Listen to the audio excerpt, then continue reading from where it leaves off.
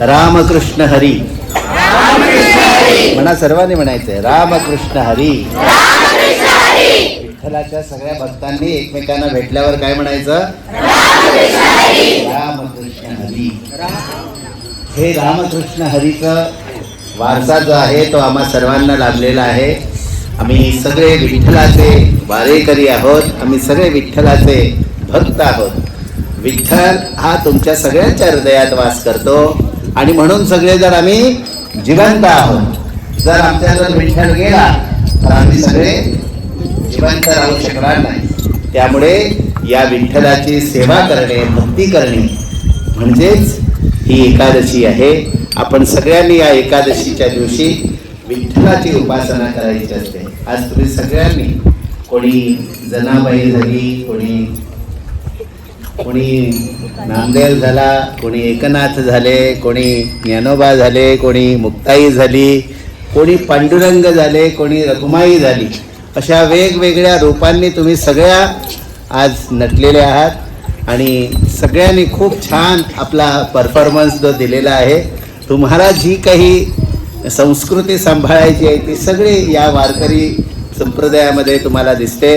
आणि तुम्ही सगळ्यांनी म्हणजे सद्गुरू ज्ञानपीठ आणि इंटरनॅशनल सद्गुरू गुरुकुलम आणि वैदिक गुरुकुल या सर्वांनी खूप छान प्रकारे आज आपली विठ्ठलाची भक्ती सर्वांनी आपली प्रदर्शित केलेली आहे.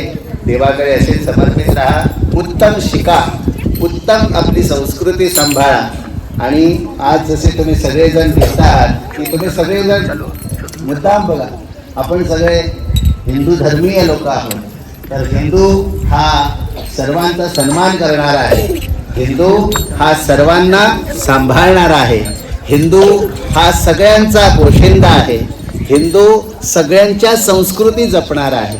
त्यामुळे आपण सगळ्यांनी आज ज्या पद्धतीने विठ्ठलाची भक्ती केली, हा विठ्ठल शेतकऱ्यांचा दैवत मानलेला आहे. तुम्ही सगळे भारतीय शेतकरी आहोत. हा देश कृषी आणि ऋषी प्रधान देश आहे. आज विठ्ठलाच्या या एकादशीच्या निमित्तानं आपण सगळे एकजूट झालेले आहोत. असेच सगळ्या हिंदूंनी एकजूट व्हावं आणि आपल्या या भारत देशाचा गौरव विश्वमान्य करावा. बोलो रामकृष्ण हरी. सर्वांना खूप खूप आशीर्वाद. आपल्या धर्म आणि संस्कृतीची जर आपण सगळ्यांनी सांभाळ वाटचाल केली तर हा देश पुन्हा एकदा तुम्हा सर्वांसाठी विश्वगुरु होणार.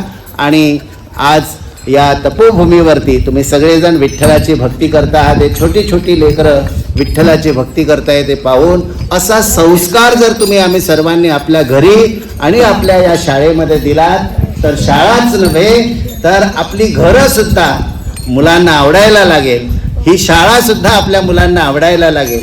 म्हणून शाळा जी आहे ती मुलांसाठी असते आणि मुलांनी शाळा प्रिय केली पाहिजे. मुलांना शाळा प्रिय वाटली पाहिजे आणि मुलांना शाळा प्रिय वाटेल अशा प्रकारची सगळी जी काही आपल्याला रचना करायची आहे ती आपण सर्वांनी करायची आहे.